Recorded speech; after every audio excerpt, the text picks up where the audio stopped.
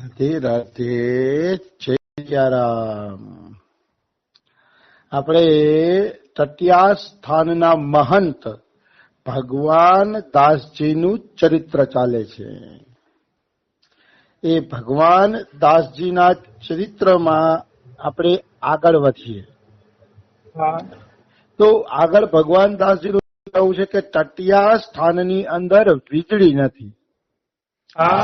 જ્યારથી તટિયા સ્થાન બન્યું છે ત્યારથી તટિયા સ્થાનમાં ઇલેક્ટ્રિક વીજળીનો પ્રવેશ નથી.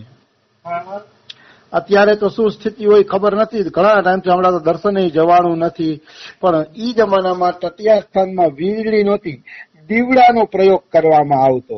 અત્યારે પણ નથી, શાયદ નથી જ, પણ હમણાં તો હું કેટલા ટાઈમથી કોઈને ગયો નથી તટિયા સ્થાનમાં, પણ વીજળી નહોતી આગળ, ઈ પાકું હતું ને અત્યારે નહીં જ હોય.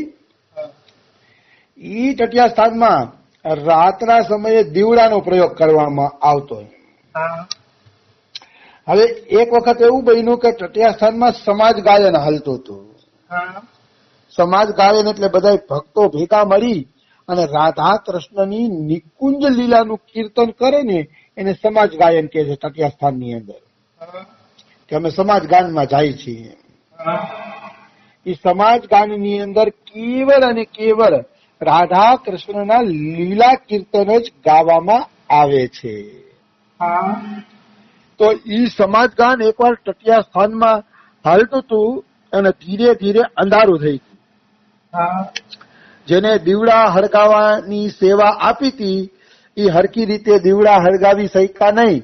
દીવડા સળગાવવામાં એને મોડું થઈ ગયું એટલે તટિયા સ્થાનમાં અંધારું થઈ ગયું. અંધારું થઈ ગયું એટલે સુખદેવ નામના એક શિષ્ય, ભગવાન દાસના એક શિષ્ય હતા સુખદેવ. એ સુખદેવ કહે છે ગુરુજી આજે તો દીવડા હજી નથી બળ્યા, તટિયા સ્થાનમાં અંધારું થઈ ગયું. તો ભગવાન દાસ બાબા એમ બોલે છે કે બેટા તટિયા સ્થાનમાં દીવડાની જરૂર નથી, અહીંયા તો મણિઓનો પ્રકાશ ફેલાયેલો છે. દિવ્ય દિવ્ય મણિઓનો પ્રકાશ આની અંદર ફેલાયેલો છે એટલે અહીંયા દીવડાને જરૂર નથી. હવે સુખદેવ પાસે તો એ દિવ્ય દ્રષ્ટિ હતી નહીં એટલે સુખદેવને એમ થયું કે ગુરુજી કહે છે કે અહીંયા દિવ્ય મણિઓનો પ્રકાશ ફેલાયેલો છે પણ મને તો એ મણિઓનો પ્રકાશ નથી દેખાતો. તો શું ગુરુજી સાચું બોલતા હશે? ગુરુજીને શું કઈ અનુભવ થતો હશે? આ એનું મન થોડુંક ચિંતને ચડી ગયું, ચગડોળે ચડી ગયું કે શું ગુરુજી સાચું બોલતા હશે?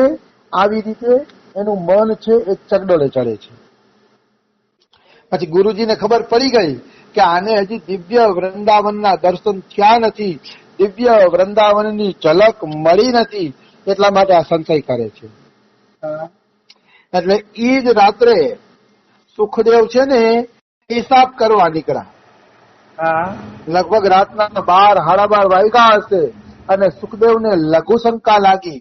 લઘુ શંકા લાગીને એટલે ઉઠીને લઘુ શંકા કરવા ગયા તો એને તટિયા સ્થાનના પત્તે પત્તામાં મણીઓ ચમકતા દેખાણા. વ્રજ રજના કણે કણમાં મણી ચમકતા દેખાણા અને એના દિવ્ય પ્રકાશમાં આખું તટિયા સ્થાન ઝગમગ ઝગમગ થતું હતું. દિવ્ય મણીઓનો પ્રકાશ દેખાણો. દિવ્ય દ્રષ્ટિથી મનુષ્યને આ વસ્તુ દેખાય છે. આ સંતોના અનુભવ ખોટા નથી. ઘણા લોકો આને ખોટા પણ માને કે હવે આપણે જોયું નથી અને લખેલું તો કોણ લખી ગયું ને કેમ લખી ગયું ને આપણે અવનવા ઘાટ કરતા હોય મનના કારણે. પણ ખરેખર કહું ને તો ભક્તમાલના બધા પ્રસંગ સત્ય છે, આવી દિવ્યતા છે, જરૂર છે, પણ આપણે દેખાતી નથી. જેવી રીતે હવા આપણે દેખાતી નથી પણ સ્પર્શ દ્વારા હવાનો અનુભવ કરીએ છીએ અને માનીએ છીએ કે હવા છે, એવી જ રીતે ઈશ્વર છે. ઈશ્વરના ધામમાં આવી દિવ્યતા છે. આ બધું છે, ખોટું કઈ નથી. હું તો મારો અનુભવ તો નથી એવડો મોટો ચાલો, પણ મને એટલો અનુભવ છે કે હું એમ કહી શકું કે આ બધું સત્ય છે.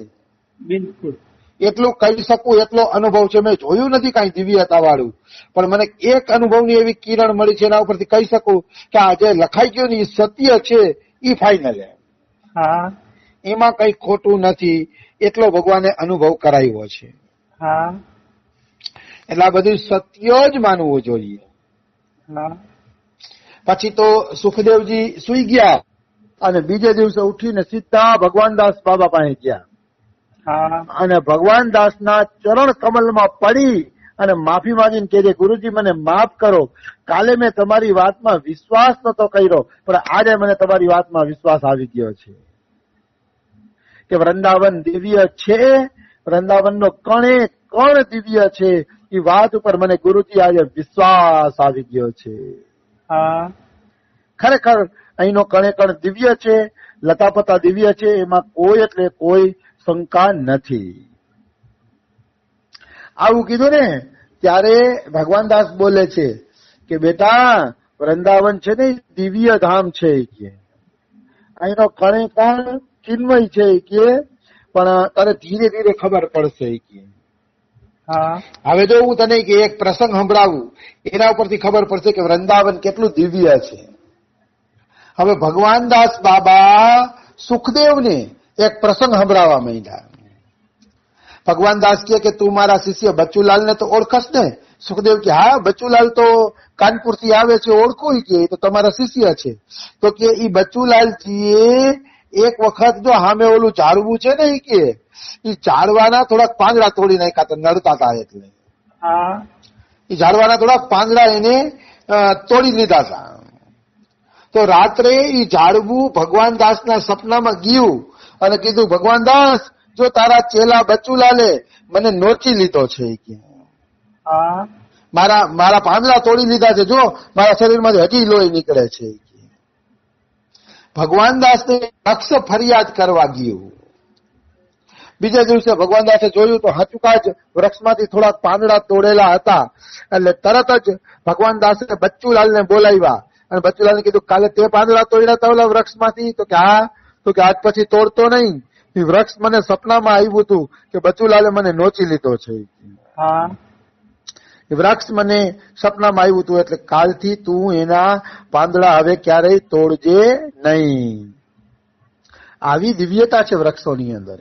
બિલકુલ ધામના વૃક્ષોમાં આવી દિવ્યતા છે. એટલે ધામના વૃક્ષને, લતાને, પતાને આ બધાને કારણ વગર છે ને તોડવા ન જોઈએ. હા કારણ વગર તોડવાથી એનું નુકસાન છે ને આપણું પણ નુકસાન છે. આપણે અપરાધના ભાગીદારી બનશી, હા બચી નથી શકતા. જો કોઈ વૃંદાવનના વૃક્ષોને કારણ વગર તોડે છે તો અવશ્ય એ અપરાધના ભાગીદારી બને છે. હા આવી વસ્તુ છે. એટલે આ રીતે સુખદેવને, બચ્ચુલાલને બધાને ભગવાન દાસે અનુભવ કરાવ્યો કે ધામની પ્રત્યેક વસ્તુ દિવ્ય છે. એ બધો એને અનુભવ કરાવી દીધો. હવે એને અનુભવ થઈ ગયો. પછી શું થયું? એના પછીનો પ્રસંગ છે અયોધ્યાની અંદર ગોલા ઘાટ નામની એક જગ્યા છે. ગોલા ઘાટ હા અમે ગયા છીએ કે નહીં મને બહુ યાદ નથી, પણ ગોલા ઘાટ નામની જગ્યા છે અયોધ્યામાં. અને એમાં એક સંત રહેતા હતા રામ સનેહીજી. એ રામ સનેહીજી તટિયા સ્થાન આવ્યા ભગવાન દાસ બાબાના દર્શન કરવા માટે. હા એટલે આવ્યા, બે મહાપુરુષ મળ્યા, બેઠા, જલપાન કર્યું, ફળ ફ્રૂટ નું જલપાન કર્યું ને પછી ગોલાઘાટ અયોધ્યાના સંત રામ સનેહીજી પૂછે છે ભગવાન દાસને કે વૃંદાવનની દિવ્યતાની તો ખૂબ મહિમા સાંભળી હતી, પણ વૃંદાવન દિવ્ય છે એવું મને અહીંયા તો લાગતું નથી. શું ખરેખર વૃંદાવન દિવ્ય છે? પૂછે છે ભગવાન દાસને. તો ભગવાન દાસજી એવું કહે છે, હા બાબા, આજે પણ વૃંદાવન દિવ્ય છે અને ચિન્મય છે, પણ ચર્મા ચક્ષુથી દેખાતું નથી. આપણી ચામડાની આંખથી એ દિવ્ય વૃંદાવન આપણે જોઈ શકતા નથી. હા આમ તો જોઈ તો રામ સનેહીજીની નિખાલસતા હારી કહેવાય. આવીને સીધું કહી દીધું ભાઈ અમને અહીંયા કઈ દિવ્યતા નથી દેખાતી. હા હા, એ તો પણ જેવું છે એવું જ બોલવાનું હોય ને. બિલકુલ તો કે અમને દિવ્યતા નથી દેખાતી. શું દિવ્ય છે? ભગવાન દાસ બાબા કે દિવ્ય છે વૃંદાવન, પણ ચામડાની આંખથી દેખાતું નથી. હા પછી ભગવાન દાસે કૃપા કરીને રામ સનેહીને દિવ્ય વૃંદાવનની એક ઝલક દેખાડી દીધી. હા એ ઝલકમાં લતાપતા મણીઓથી ચમકતા હતા, વ્રજ રજમાં દિવ્ય પ્રકાશ નીકળતો હતો અને લતાપતા આખા જાણે ટ્યુબલાઇટ થી સળગાવ્યા હોય એવા ચમકતા હતા. ઝીણી બત્તીની સિરીજ થી ચમકતા હોય ને એવા લાગતા હતા. હા એવા દિવ્ય દર્શન થયા. એટલે રામ સનેહી ભાવ વિભોર બની ગયા અને પૂછ્યું કે શું મને પણ દિવ્ય વૃંદાવન મળશે? આવો પ્રશ્ન કરે છે. મતલબ મારે